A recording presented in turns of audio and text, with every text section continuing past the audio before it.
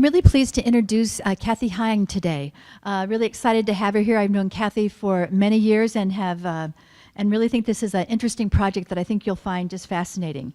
Cathy is the new full-time executive and operations director of the Lift Garage, which is a nonprofit auto repair shop in Minneapolis. She holds a bachelor's degree in social work from Loras College in Dubuque, and an MA in pastoral ministry from St. Mary's University in Winona, and an associate's degree in auto technology from Dunwoody College of Technology in Minneapolis. And when we were at Dunwoody on our visit there, several months ago now, I actually met and talked with the guy who she worked under there, and he's been involved, I think, in your project, right? So I thought it was really a nice connection with Rotary. And with Cathy's background, she jokes that she likes to pray over cars rather than just fix them. So she's going to tell us how about the mechanics of life, how the Lift Garage is fixing people's cars, homes, and lives. So please give a warm welcome to Cathy.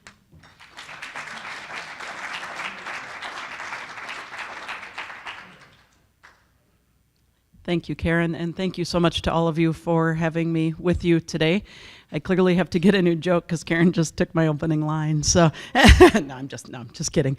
So as Karen said, my name is Cathy Heying, and I just want to spend a few minutes telling you a little bit about how the Lift Garage came to be, and then I'll talk a little bit about what the Lift Garage looks like today. So I spent many years working at St. Stephen's, the church, St. Stephen's Catholic Church in South Minneapolis, which is where I met Karen and Jim. And St. Stephen's birthed an organization called St. Stephen's Human Services. So between the church and human services, I've spent about 15 years working there. And it was over the course of that time that I just had lots of very real and important encounters with people who are struggling financially, with mental health, with lots of other issues. St. Stephen's Human Services mission is to end homelessness, so that's the primary population of people that we served, and there's a homeless shelter on the campus of the church for single adult men. And I remember many times being outside the church and talking with folks who are staying at the shelter, and them telling me, I say, well, what happens when you don't get a bed at the shelter? And they say, well, there's this and this and this place, or I sleep outside, or the answer many times was, I have an old beat-up car that I try to hang on to, and that's where I stay, and I usually try to have one or two of my buddies stay there with me when we can't get shelter beds. But the car never runs, or we have to push it around the corner, so that the city doesn't come and ticket or tow us. I can't afford to get it fixed. There are some places in town that at that time did some low-income auto repair, but even for those folks, it was $50 an hour or $75 an hour or $75 diagnostic was way out of reach. In case you're not familiar, people who are temporarily disabled, as deemed by a doctor, as many people who are in the shelter system are, single adults, receive general assistance, which is $203 a month. As you might imagine, that is not much to survive on, much less move yourself out of poverty and homelessness, much less fix a car that also operates as your home. So this would weigh on me. I would think about it. The other scenario that I encountered a lot, we often had people showing up at the church, as most churches do, looking for financial assistance. And the staff at the church would take turns. We were each assigned a day. We called it door ministry. And so when it was your day, you would, anybody who came to the door looking for any financial assistance, whoever was on call that day, would meet with the person, try to understand their story, try to see if there was any way we could help meet their needs, whatever they would be. And one of the stories that we heard regularly was, I'm living just on the financial edge and just barely paying my rent and my bills. I live in Minneapolis, but I work a second shift job out in Chaska. My car is broken down. They want $500 to repair it. I can't take the bus because there is no bus that runs to Chaska at 11 o'clock at night when I get off. And if I don't keep this job, if I don't get my car fixed, I can't get to work. If I can't get to work, I'm going to lose my job. If I lose my job, I'm not going to be able to pay my rent, and I'm going to be in shelter or back in shelter or on the streets. It is much, much more affordable for us as a society to prevent homelessness than it is to help people try to get out of it once they are in it, not to mention all the emotional and other layers of challenge that lie within that. And so when we could, the church would provide funds to help people get their vehicles fixed. And then something started happening in me that I always like to joke, be careful if you hear God saying, or find yourself saying the phrase, wow, somebody should do something about this. Why isn't somebody doing something about this? Because I've come to learn that that is God knocking on your door, tapping on your shoulder. And my hope always is that we can just be always open to wherever we are being called in whatever way that looks like. But sometimes we don't want that, or at least I don't. And so it became clear to me one day, dang, I think that somebody might be me. And I did not need anything. I did not need to go back to school. As Karen said, I had a master's in pastoral ministry. I was still paying off student loan debt from those education endeavors. I had a job I loved. I had no need, no desire to do anything different than what I was doing. And then some shifts happened. So that was in about 2006 or so, 2005, 2006, somewhere in there. In 2008, some shifts happened at the church. Very long story short, I ended up switching to the human services side of things, but they could only offer me a part-time job. So I'm saying, well, should I get another part-time job to sort of fill in? And then this voice saying, go to automotive school. And I said, go away. And the voice kept coming. So very, very, very, very reluctantly. And I kept just trying to get myself out of it. And so I thought, well, I'll go down to Dunwoody. Dunwoody was close by. So I'll just go down and talk to them about it. I got plenty of time. So this was March or so of 2008. And so I go down and I take a tour of Dunwoody, and I meet with Chuck Bowen, who was the director of the automotive program at that time. And so I'm thinking, I got plenty of time. And at the end of our visit, he says, well, I just need you to know that this program fills up very, very quickly. And in fact, we only have 4 slots left. And so if you even remotely think you might be wanting to start in the fall, I need your application by like tomorrow, because they'll be filled within a few days. Oh, dang it. So much for I have all the time in the world to think about this, which is probably a good thing, because the more we dwell on something, the easier it is to talk ourselves out of it. And so then I just kept taking it a step at a time. So, well, I can just apply and get a spot. That doesn't mean I have to go, right? So, all right, we'll do that. And so summer comes, and then it becomes, well, I'm just gonna start, but I can quit at any time, and and honest to gosh, no fewer than a half a dozen times in that first quarter, I was 100% certain I was going to quit. Just imagine, I was 38 at the time, walking into a classroom full of about 39, 40, there's about 40 other students in the class, 2 young women, all the rest were young men, nobody else over the age of 18 in the room. And I thought, what have I done? Oh my gosh, what have I done? And it was a culture shock. It was just so many things. I had never, I have no children. I'm the youngest in my family. I've never spent any time with 18-year-old boys. And God love them, I don't need to do that again. So it was a new language. I knew nothing about cars to speak of going into this. On the first or second day, the instructor said, okay, class, I want everybody to turn around and face the wall where all the crankshafts are lined up. I have no idea what that looks like. I don't know what a crankshaft is, what it looks like, what it does. So it was one of those, I'll just wait and see where everybody else looks, and then that's where I will look. So, just starting from bare minimum. And to Dunwoody's credit, they are geared for students just like me, who they start at the very basics. And for some of the young men who had grown up wrenching on cars or who had automotive in high school, I know it was a little boring for them at first, but for somebody like me, it was like I literally was starting with trying to understand the different sizes of bolts. It was just very, very basic, and I'm very grateful to Dunwoody. And my instructors that first quarter were instrumental. Several times I would say, I'm going to quit. And my one instructor, Dave Duvall, who is now on the board of the Lift Garage and a regular volunteer, kept saying to me, you've got a great vision, you're smart, you can do this, I will help you, you will walk across that stage. And another instructor for whom this was his first quarter teaching, he had been a mechanic all of his life, and his back had given out, so he physically couldn't do the work anymore. So he was trying to parlay his skills into a job yet, and had never taught, never anything. And so he pulled me aside one day when I was clearly frustrated, and he said, if you don't think I am terrified every time I step in front of this classroom, you are wrong. So we're both learning, we're both scared, let's figure it out together. Just huge gifts to me, huge gifts to me.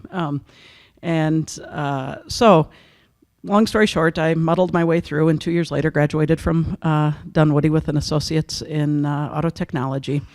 And then all the while, all I knew was, some idea of let's provide low-cost car repair for low-income folks. That was sort of that's all I was going on.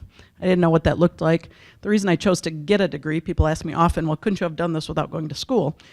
Yeah, I probably could have, but I had no idea if anybody else was really going to think this was a good idea. I had no idea if this is just going to be me, and am I going to be the only one wrenching on cars? Or, I just felt like I just had to have every skill possible.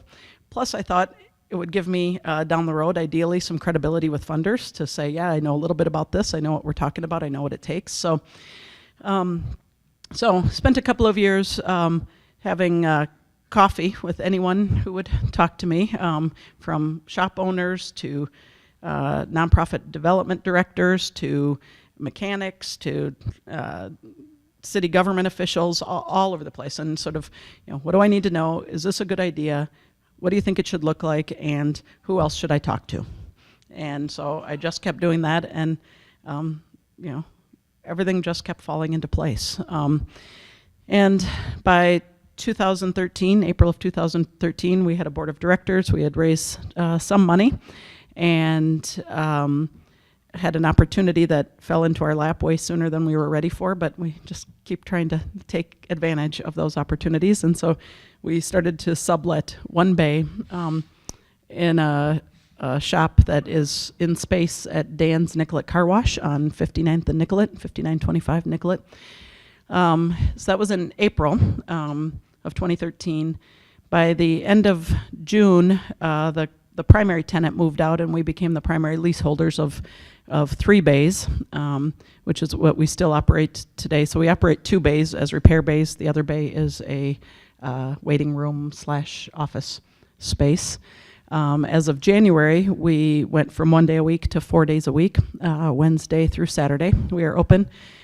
We went from using all volunteer mechanics, myself included. Those first several Saturdays, it was just me wrenching on cars, as I thought it might be, but the vision has grown. People are excited.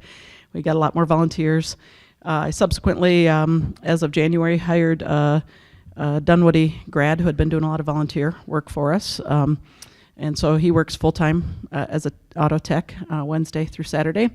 At the end of February, we hired a part-time tech, a guy that I met when he was living in the shelter at St. Stephen's, who had been a Saturn mechanic who had gotten laid off when GM shuttered Saturn, and he had already been sort of flirting with drug addiction, and that sort of sent him into a spiral that sent his life downhill. And when I met him, he was making that climb back out. He is now on staff as a part-time mechanic, 24 hours a week. I also have a very regular volunteer who also is currently homeless, but a 35-year master tech guy who's living in his truck right now, who spends about 30 hours a week with us volunteering. I have just, as Karen said, come on board as the full-time executive and operations director. I was working at St. Stephen's this entire time until last Wednesday, and doing both. And so we've grown a lot in a short period of time.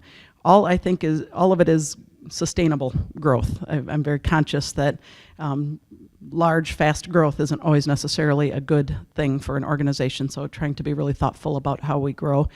The need is huge. Even with getting about 15 to 20 cars out the door a week, we have about a 2-month waiting list. So right now, if you call me and say, I've got my car's overheating, unfortunately, my response is, I'm really sorry, that's difficult. I can get you in on October 14th. That's the thing that keeps me awake right now, because I know that at some level that's not serving our mission. Because when I go back to what originally inspired me to this, which was I can't get to work and I'm going to lose my job, well, me fixing your car in October isn't going to help that scenario at all. And we wrestle with a lot of different ways to change that. And, we talk about triage stuff, but sort of every car almost that comes to us is an immediate need, and the crisis around it is an immediate need. And I don't know how to choose who's more important than another. And so right now we're using the first come, first serve, but that's not the best solution either. One of the things that will help us, of course, as every nonprofit executive director will tell you, is money. I mean, really is one of the things that we need. There's one more opportunity for a bay in the space that we're in that we're not currently renting. Another bay, a couple of other staff mechanics, open another day or two a week would certainly help us get more cars out the door. So that's in our vision of how do we do that more effectively. We charge $15 an hour for labor, plus the cost of the parts. So there's no markup on the parts. We get them at a discount. AutoZone and O'Reilly and Napa have been great partners with us. And so whatever we pay for the parts is what the customer pays. And the manager at AutoZone over on 66th and Nicollet, he's always forever shaking his head because I'm like, oh, come on, you can do me better than that. Come on, how about $10 more off of that? How about, you're killing me, he says. So, but always trying to get what we can to make it affordable for the people that we serve. To qualify, your income has to be, we use area median income as the guideline. So 30% of area median income or below. So for a household of one, that's about $17,400 a year or less. For a household of four, it's about $25,000 a year or less. And I know another thing that weighs on me, I know if you're a household of four making $30,000 a year or less, you can't afford market rate car repair. But again, we have a 2-month waiting list with the guidelines that we have. And so to try to figure out how to meet the great need that's out there is a continual challenge. The other challenge that we face a lot is, we're dealing with old cars. Low-income people are not driving 2013 anything. The newest car we've ever had in the shop is a 2007. Most of our cars average in the mid-90s. So we're dealing with lots of deferred maintenance. People aren't going and getting their brake fluid, exchanged on a regular basis because the manufacturer recommends it when you don't have any money or you're deferring. So we get lots of cars with, things that haven't been done on it and a huge amount of rust. And so that also prevents us at times from getting cars out the door effectively because we think, a brake job, great, we can get this in and out of here in an hour. And then the caliper bolt breaks and, nobody has that because it's a 1991 X, Y, and Z. And now we have to special order a caliper bolt from someplace in Omaha and on and on and on. And so we always joke like, well, of course that's what happened because this is the lift garage, and so there's lots of challenges with the types of cars we're working on too. But I'm very pleased to say that to date we have made about 275 repairs, saving people about $70,000 in car repair costs. And I'm very proud of that. Many people will ask me, well, how do the for-profit shops feel about you? And I've had lots of conversations with many of those folks, and they're very supportive because they know for the most part this is not business they're going to get otherwise, because it's not repairs that people can often do. And often the pattern that would happen is people would just abandon a car, which doesn't help their situation, but they don't know what else to do with it. And then that creates a whole host of other issues for them. And so we are not in direct competition for the most part with many of our for-profit shops. And again, many of them have been really quite supportive of the work that we're doing. So it's been a great journey thus far. And the other thing that I just want to talk about for a minute is that we try really hard to be as hospitable as possible, that we're not just a shop. One of the things I've seen for many years in social services is that because social service agencies are overwhelmed and have such demand placed on them and such limited resources, that people start getting treated as commodities or problems or case numbers or other sorts of things, and it's sort of get them in, get them out, move it along, and lots of hoops, lots of really unnecessary hoops for people to jump through. And it's been one of my commitments from the beginning that that we create space that is welcoming, that says, come, stay. We're going to have really good coffee, fair trade, quality coffee for you. Your kids are welcome. We have all sorts of toys and other things for your kids. Come back after your car's been done. And we have 2 or 3 people who do this that stop by every now and then and just have a cup of coffee, because we want people to feel like you're not a problem or a burden to us. We're very glad that you're here. And that's the other challenge of the Lift Garage, is we're a garage, but yet we are also a social service agency at some level, because we're helping people try to find money to pay for even the low-cost repairs. We're dealing with people's mental health issues. One day I came in, and John, my full-time mechanic, he just looked sort of worn down, and I said, you okay? And he said, it's been a rough morning. I said, well, what happened? He said, I had to tell this woman that her car was not repairable. And I said, okay. He said, she just burst into tears, and she just sat here and cried for about a half an hour. And I said, I'm sorry, that was really hard. I said, what did you do? And he said, I did what you're supposed to do. He's sort of a mechanic, kind of stereotypical. Well, I did what you're supposed to do. I just sat there with her. I said, that's perfect.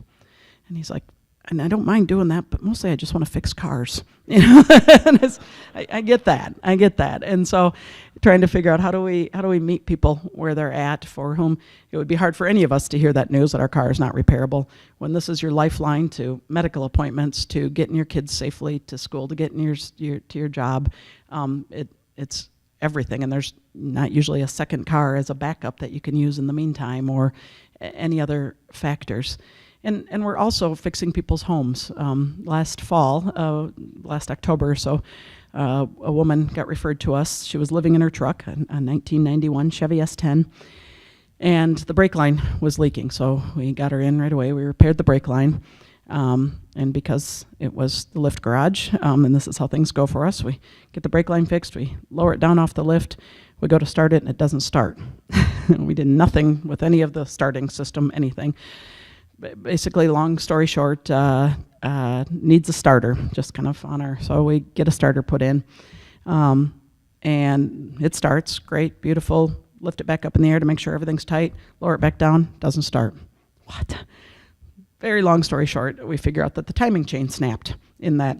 I mean, this is our bad luck and the nature of the cars. But the reality is now it's 9 o'clock on a Saturday night.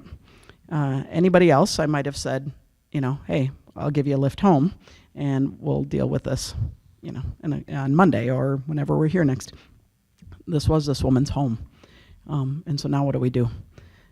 I can't quite say, well, let me just, I could have, but my conscience wouldn't let me say, well, let me just push the vehicle out to the parking lot and you can just sleep in the parking lot, because that's what you'd probably been doing anyway. I mean, that just didn't feel right.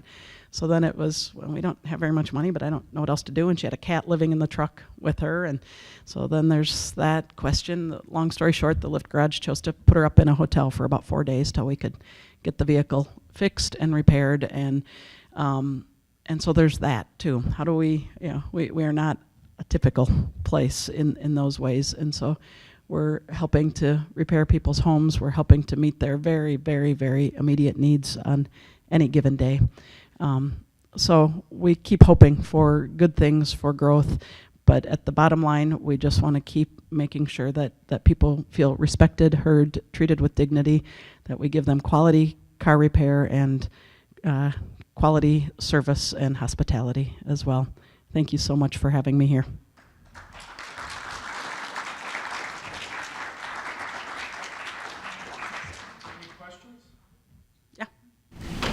You had talked about how it is 2 months from the time someone comes to you and says, I need a repair, to the time you're able to get them in. Yes. And I'm assuming that they're there because their car is not working. Correct. So are you able to help them in any way on how to bridge that gap? No, and that's why I said that's what keeps me awake at night, because I know that's not helpful to people. And so, sometimes we are able to, talk through some temporary things over the phone with people or that sort of thing. But, sort of the good news, bad news is people end up canceling, or one of the things that people live on the edge, I found, I'll call and say, your appointment's next Saturday, do you need it? Oh no, I had to get rid of that car, because for any number of reasons. So we often are able to move people in sooner than their 2-month appointment. But yeah, no, it's a huge problem, and I'm not satisfied with the state of affairs right now. So, yeah. I think it's really cool what you do. Thank you. How was your education at Dunwoody? Excellent. Excellent. I cannot say enough good things, and Dunwoody is not paying me to say that, or I'm not getting a quote. The instruction was outstanding. It was so well designed for, again, somebody like me who knew nothing coming in. Really personalized attention. It was expensive. No two ways around that. That's probably the biggest disadvantage to it. It's a private school, and I just finished paying off those student loans. But I cannot say enough good things about Dunwoody and the way they supported me through the entire process, from the learning I received to the support I received and the support I still receive from them. There are times on any given day where we'll get stuck on something, and I'll call one of my instructors down at Dunwoody and say, have you seen this before? What do you think? Can you advise me? Do you guys have a tool I can borrow? And so I can't say enough good things about Dunwoody. So, yeah, Jim. So how do people get to you? I'm not sure. When we first opened, when we were only open on Saturdays, I said, we've got to keep this sort of under control, and so we're only going to accept referrals from these 3 agencies. And so that we sent out the referral form and said to those 3 agencies, we're only taking referrals from you, X, Y, and Z. Honest to God, 2 weeks in, I get a call from somebody who said, I saw a flyer about you at a food shelf in Lakeville. What? So I'm not sure, but my experience with working with people on the streets and in poverty is they are extremely resourceful by just absolute necessity, and so word gets out there, and now we're starting to get in the there's lots of handbooks and referral books. I don't think we've made it into the United Way one yet, but because I keep saying no when they call me, because I'm like, I can't keep up with the business I have. But I mean, lots and lots of agencies know. So usually people ideally get referred to us from an existing agency, and that's not to create another hoop. It's actually to try to eliminate a loop, because most folks, if they're working with an agency, have already done some sort of income verification with that agency, and I don't need them to bring all sorts of paperwork to me again. All I need is a statement from that agency signing off saying, yep, they qualify, I verify, we've got their records. Because again, I don't want to be about creating more trouble for people. If they aren't working with an agency, they can just call and bring us, a copy of their disability awards letter or their pay statements or things like that. So, yeah. Do you mentioned art stores, do you also get good support from the auto recycling, what we used to call junkyard? Junkyards? Some, not as much. I mean, we have accounts with them. I haven't had as much success in convincing them to give me things at a greater discount. Although I just had a call from a guy, I'm not even sure where he's located because we can't talk on the phone, who left me a message saying he runs a salvage yard and he wants to talk about donating parts. And so there's some possibilities, but not yet. So, thanks. Have you contacted National Car for possible loaners? National Car, the car rental place? No, we haven't done anything about loaners yet. That would be certainly an interesting solve your problem with 2 months lead time. It absolutely could. I have all sorts of questions about insurance and other things and what that would do. We've had a very difficult time getting insurance. That actually delayed our opening about a month, because imagine this, no insurance company wanted to take a brand new nonprofit that had about $30,000 in the bank and wanted to fix people's brakes and give them insurance. I don't know why. So we are kind of still in a subprime insurance market right now, because till we build some history and all of that I'm hoping we will build ourselves out of. But our insurance is actually pretty restrictive. I can't have any volunteers in the shop that aren't certified trained mechanics. So even if for example, my brother, who I would say is a much better technician than I am, he's been building cars from the ground up since he was about 15, he can't volunteer because he's not formally trained in any way. I am formally trained, so I can be back there. So it's one of those crazy arbitrary lines, which I understand insurance companies need to sort of set some guidelines, but we are very restricted in our insurance right now, and I'm looking forward to getting to a more secure place where we have some history that allows us to maybe shop around better. So back there in the name. So other than your earned revenue that you have from the hourly fees that you charge, what are your other sources of income, and how do you secure those? Great question. We rely predominantly, the earned revenue is almost nothing. Theoretically, the parts are a wash, and $15 an hour doesn't even come close to covering our overhead. And so we do lots of fundraising.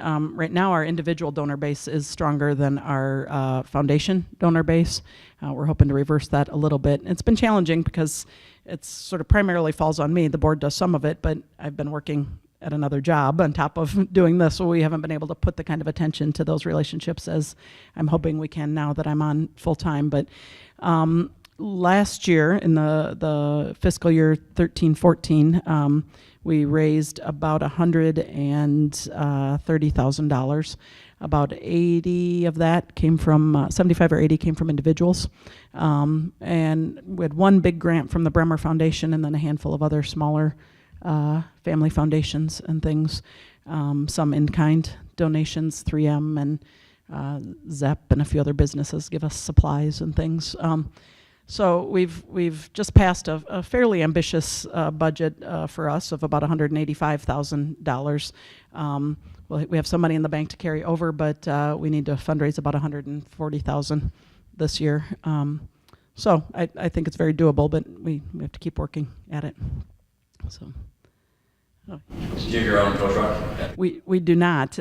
We have developed some towing partnerships because that, as you might imagine, is a great challenge for people whose car isn't operable and they can't, a standard tow is about $120. So Cedar Towing has agreed to a $40 hookup and $3 a mile charge, which, most of our folks are within a 10-mile radius, so that brings it in about $75 or $80. So it's still money, but certainly more affordable than a straight up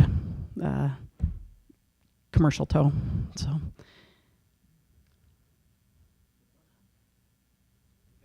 Great, thank you so much.